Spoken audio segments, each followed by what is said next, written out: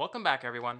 Now we're going to talk about data types. In order to help us illustrate what data types we have, we're going to use the function type.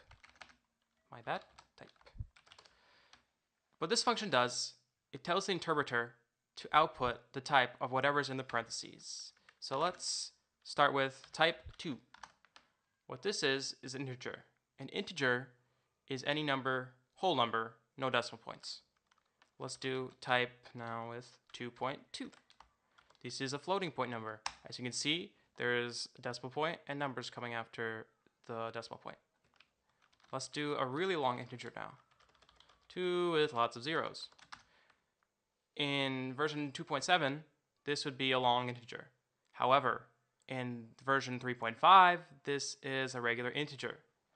Let's move on to type of true. If you're familiar with this, this is a Boolean. Boolean is basically true or false, 1 or 0. Now, a specific thing in Python we have is how we deal with characters. So let's see here. A single character is interpreted as a string. That's because in Python, single characters are considered single-lettered strings. And we'll see the same type come out when we do ABC.